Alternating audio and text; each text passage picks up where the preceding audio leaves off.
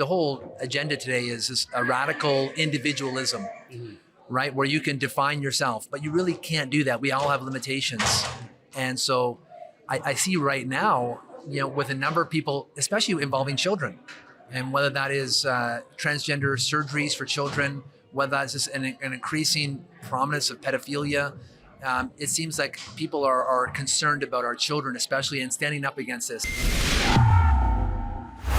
I'm Socio for Rebel News on location at the Central Public Library here in Calgary, where an event is set to take place momentarily, and it is the True Readings with True Royalty event that is hosted by Fairview Baptist Church, of course led by Pastor Tim Stevens, who you may recall as the pastor who was arrested and spent significant time behind bars for refusing to shutter his church during COVID-19. This event is an event that has gone nationwide now and seeks to provide an alternative to the drag story hours with wholesome readings that affirm biological gender. So without further ado, we're going to head in and check out this event. So I guess just what's it like to have an event like this, an alternative to so much of what we see out there, something that maybe aligns more with Christian values, traditional values, and traditional understandings of gender? Well, it is extremely encouraging. I think our kids need to have a greater sense and appreciate who they are and how they were born to be. And it's just like teaching our kids the good values and how they are so precious, And boys and girls are both so different and so unique and so capable. And I think this event today has just brought so much, unity to the community, and also a great opportunity for so many people from different backgrounds to get to, experience something like this where they can encourage their children to learn what is good for them. I really enjoyed it. It's nice to have something to bring my son to. Yeah, definitely that agrees. I believe there's only two genders. It's presented in a really nice way, very friendly. There's a lot of kids. I just liked the stories that were picked. They were really, really good. The singing and the games and everything. And the kids just seemed to have a lot of fun. It was pretty easygoing and a kind of a breath of fresh air after all the sort of like rainbows shoved down your throat a little bit. Yeah. So yeah, we really enjoyed it. Wonderful. And it's positive. It's not against anybody. It's wholesome. It's just sharing your values with everybody. Really a lot of fun, and yeah, definitely very positive time. So I am now once again joined by Pastor Tim Stevens. We had the opportunity to talk about this event recently, but now these events have gone national. How many of these are taking place across Canada today? Actually, I'm not really sure how many libraries are being booked across the nation. I know a number of churches here in Calgary, Edmonton. I know some of the Alberta churches, but as far as I understand, it's across Canada that this kind of story hour is taking place. It's incredible. Now, we talked about this a little bit in the past, but very often any sort of event that proposes an alternative to whether it be drag queen story hours or pride events is labeled as sort of bigoted, extremist. Everything I saw today was just extremely positive. You've welcomed everybody down. You're sharing your perspective, inviting everybody down. How important is it to just keep it positive? I think that's very important because, we don't want to come across as hateful, as bigoted, as somehow intolerant, because we're not. We want to celebrate how God has made both male and female, enjoy the goodness of what it means to be a male and female, husband and wife, and the beauty of that, and to celebrate that, and to teach our children to embrace that and to celebrate that as well. And from the folks at your church, what has the feedback been like, particularly from parents? Are they grateful to have something, sort of an alternative that aligns more so with their values?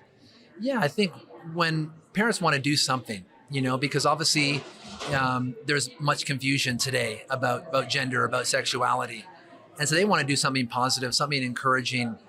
They don't want to go and protest somewhere, but they want to do something that affirms the goodness of how God has made us as male and female, and to share that with their children. And that is a family-friendly event. And so this provides that kind of opportunity for them. And finally, perhaps a little political, a little bit theological for an event of this nature, but how far do you see this going in society? Obviously, there's a lot of tension out there. I was at an event recently where someone even said something like, we all come from a father and a mother, and the LGBTQ counter-protesters were booing that. We've dissociated from common sense, from biology. Do you see the pendulum swinging back eventually? I do see that, because obviously you can't live in an alternate reality. We are bound by our physical bodies that we've been given. So you can't supersede that, even if you, because the whole agenda today is this a radical individualism, right? Where you can define yourself, but you really can't do that. We all have limitations. And so I see right now, with a number of people, especially involving children, and whether that is transgender surgeries for children, whether that's just an increasing prominence of pedophilia. It seems like people are concerned about our children, especially, and standing up against this. So maybe those advocating for this alternate view, alternate reality, have just gone too far, and they've pushed it too far, and now the majority are pushing back. No, most of the sort of things you talk about today, you'd see it like whether it be Disney films with Disney princesses or the heroes coming to rescue them. They're almost tropes within society. But now you almost need to spell it out and point it out rather than having people just understand it. Is that kind of part of what you're hoping to accomplish with these events? Yeah, and just make sure people don't feel ashamed of living and embracing what God has made you to be. We hear about toxic masculinity, and I agree there are forms of masculinity that are harmful. But that doesn't mean that masculinity on its own right is somehow toxic. So I want our boys to grow up to be men and to embrace that. I want our women to grow up to be feminine. And so to not only tell them what is obvious, but let them to celebrate that and embrace that, not be ashamed of it. So I think that's important. Well, I have always loved libraries, and I love encouraging my grandchildren to read books. I read a lot of stories to my grandchildren. I read them to my children, and so it was wonderful to have some positive programming. We're teaching that it's okay to be a boy, it's great to be a girl, and Pastor Tim did a wonderful job. Thank you for allowing this kind of a story hour.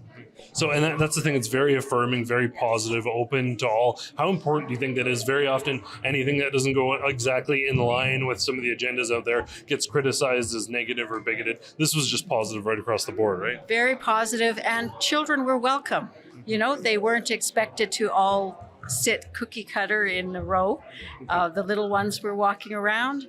It was just a wonderful atmosphere. Well, that is a wrap here from the Fairview Baptist Church's True Readings with True Royalty event. It's refreshing to see an alternative to the perpetual rainbow push that is so prevalent, particularly during this Pride Month. These people get together affirming their beliefs and gathering, creating a call to all who are welcome to attend their event, but not compromising or bending their beliefs to suit the spirit of the age.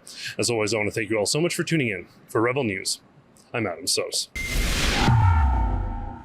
Well, whether it be events like this or the massive protests that we have seen across Canada, the pushback by parents against the radical indoctrination of their children's in children's spaces has begun in earnest. And whether, as I mentioned, to be events like this or the protests that we are covering right across this country, we will be on the scene with boots on the ground telling these stories at stopclassroomgrooming.com.